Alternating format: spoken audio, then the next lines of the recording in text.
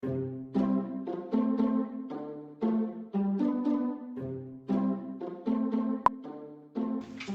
there, Pepper.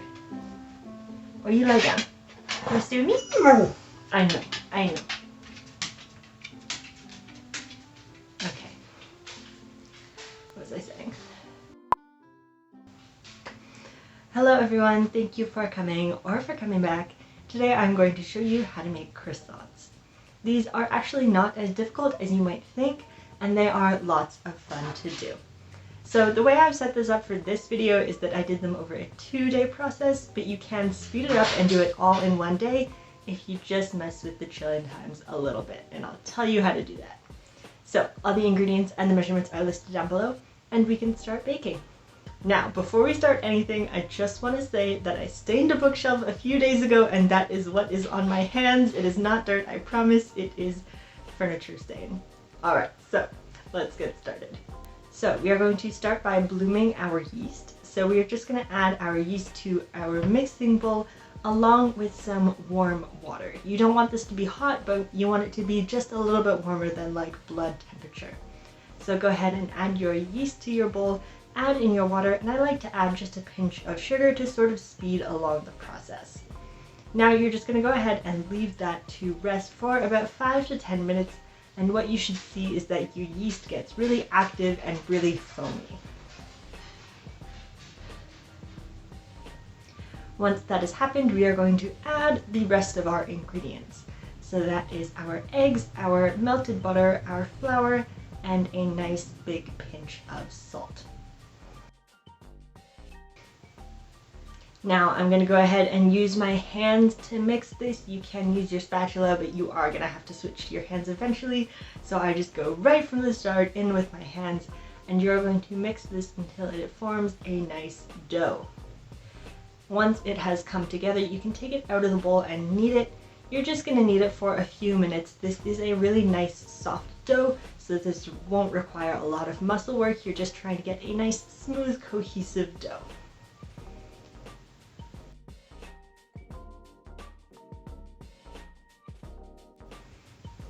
So once your dough is all kneaded and formed, we're going to go ahead and pop it back into our mixing bowl, and we're going to cover it up with a plate and leave it to rise for an hour. And throughout that hour, we're going to do 2 different stretch and folds to add a little bit of extra development and gluten to our dough. So after 20 minutes, you're going to come back to your dough and you're going to take the lid off. My bowl was a little small, so it hit the top of my lid both times that I came to stretch this, but that's quite all right. All you're going to do is take your dough and you're going to grab from one side of your dough and just sort of stretch it and pull it over to the middle of your dough. And then you're going to turn the bowl about 30 degrees and you're going to do this again. And you're just going to go all the way around the dough, sort of deflating it a little bit and just adding a little bit of extra sort of dimension to your dough, I suppose. And then you're just going to take it out, flip it over, and put it back in to rest for another 20 minutes. When we come back, we are going to do this all over again, doing another stretch and then leaving it for another 20 minutes.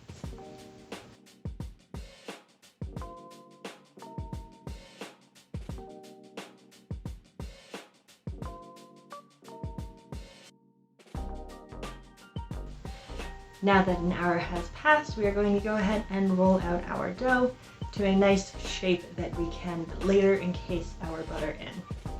So all you're going to do is take your dough, flour the surface as well as the top of your dough or your rolling pin, and you're going to roll it out to about a 12 by 12 inch square.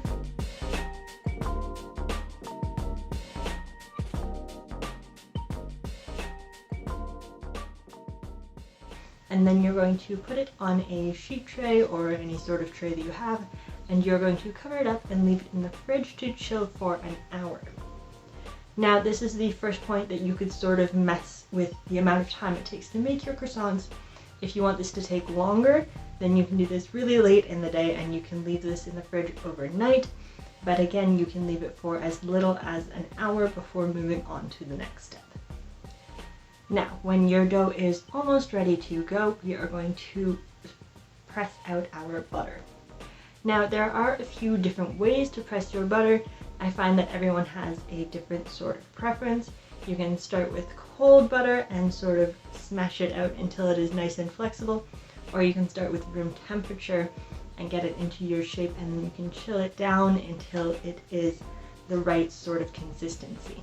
What we are looking for is to have our butter in a nice large flat square or rectangle shape, and we want it to be about the same texture as our dough.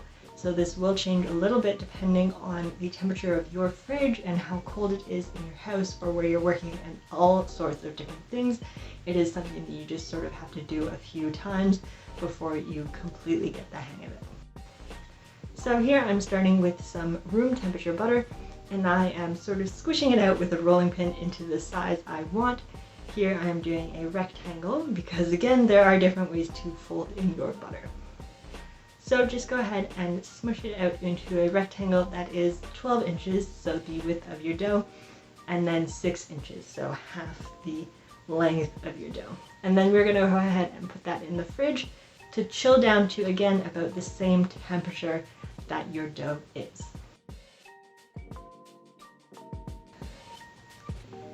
Now, once your dough is chilled and your butter is chilled, you're going to take them out and we are going to start the lamination process. So for this, we are going to take our butter, we are going to put it nice in the middle of our dough, and we're just going to sort of seal it in with our dough. We want it to be completely enclosed on all sides, and you're just going to go ahead and press it together so that the dough seals nicely and our butter is trapped inside.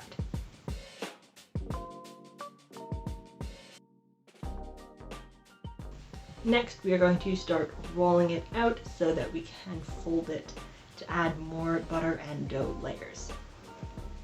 So you are going to want a little bit of flour for this, so go ahead and flour up your surface as well as the top of your dough and start rolling. Now you want to roll really carefully because I know it looks like you're rolling out the dough, but what you are actually doing is rolling out the butter. And you're going to go nice and slowly with very little pressure because we are trying to get a nice long sheet of butter, and if you put too much pressure, then your butter will just break into shards and that'll go everywhere, and it'll just be a little bit harder to get a nice looking croissant. Roll your dough out until it is 30 inches long. Then for our first fold, what we are going to do is take one side of our dough and fold it up about a quarter of the way, and then we are going to fold the other side to meet. And then we're going to fold that whole thing in half. Now at this point I like to give just a little roll to make sure it's sort of stuck together, and then you can go ahead and wrap it up and put it in the fridge to rest for an hour. Now at this point, depending on how cold your dough still is and how quickly you work that first fold, you might not have to wait a full hour. I sometimes go just right into the second fold, but if this is your first time doing croissants, then I would suggest leaving it to chill for a full hour before you try your second one. But for the second one, you're going to go ahead and take your dough out of the fridge, and you're going to roll it out again to about 30 inches.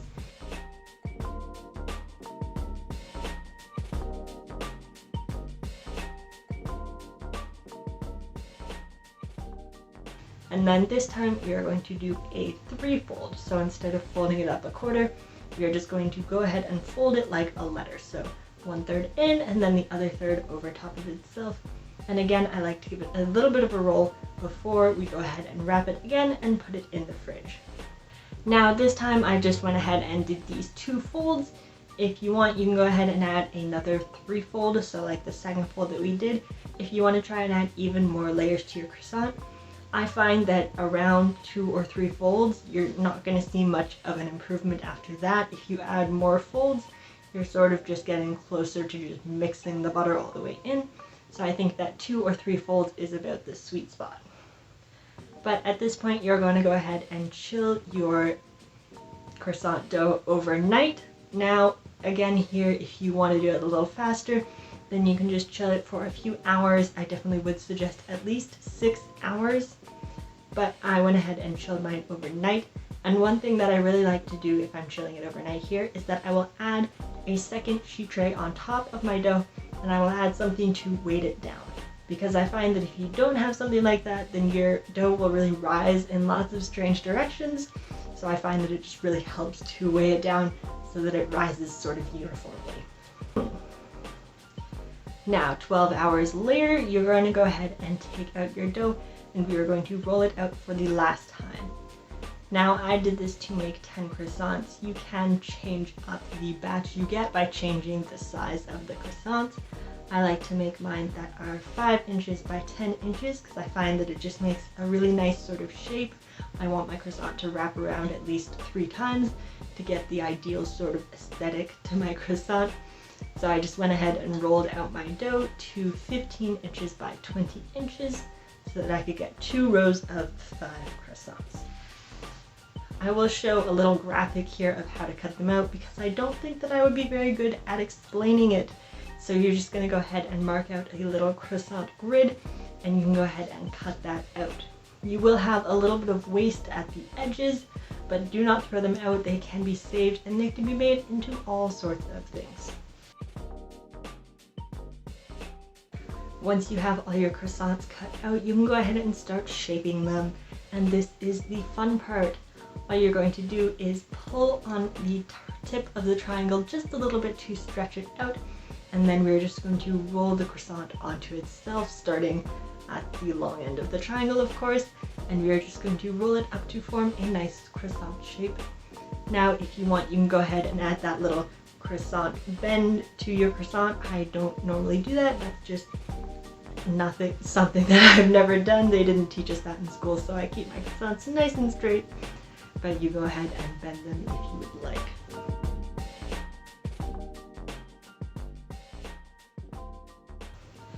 Now, these are going to get a nice little egg wash before we leave them to rise. So you're going to go ahead and put them all up on a nice parchment-lined baking sheet, and we are going to brush them with some egg wash. Now, this is just an egg with a little bit of water. You don't have to measure, just go ahead and eyeball it. And we're just going to give them a nice brushing before we leave them to rise.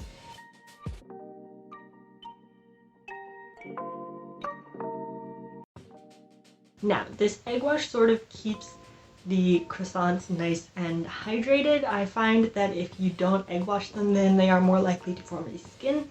If it is really dry where you're making the croissants, then I would also suggest covering them up, either with another baking sheet, or you can even take a clear plastic bag and sort of wrap up your tray, making sure that it doesn't touch the croissants. If you fill it with air or just sort of prop up the edges, then you can keep them in a nice sort of enclosed space. If you have an oven with a proof setting, that's even better, or you can just leave them in your oven with the light on to give them a nice warm place to rise.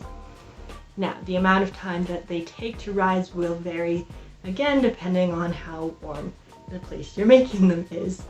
What I would suggest is just checking them every once in a while, and you want your croissants to be doubled in size before you bake them. Now, before baking, you're just going to go ahead and hit them with the egg wash again. This is just the same one that I used earlier. Just keep it in the fridge, and then you can go ahead and use it a second time. And then our croissants are going into a 400-degree oven until they are a nice golden brown color. Now, these are going to be nice dark croissants. They're not going to be those super pale supermarket croissants. They are going to have a nice bit of color. So leave them in until they are a nice light brown, and then you can take them out. Here are my finished croissants. They are beautiful. They smell so amazing and so buttery. And if you cut into them, you can see the beautiful little typical croissant spider web. They are just absolutely perfect. I love these croissants so much for a nice little breakfast sandwich, nice little bacon and lettuce and tomato on a croissant. It is amazing. So I hope you make these. I hope you enjoy, and I will see you next time. Bye. Hello there, Pepper. You want to interrupt? Come here, Bubby. You want to say hi for my... You want to say hi for all 76 of my followers? Come here. Come here. Oh! Okay. Okay, you go away. Or you lie down. You want to stay with me? I know. Where you going?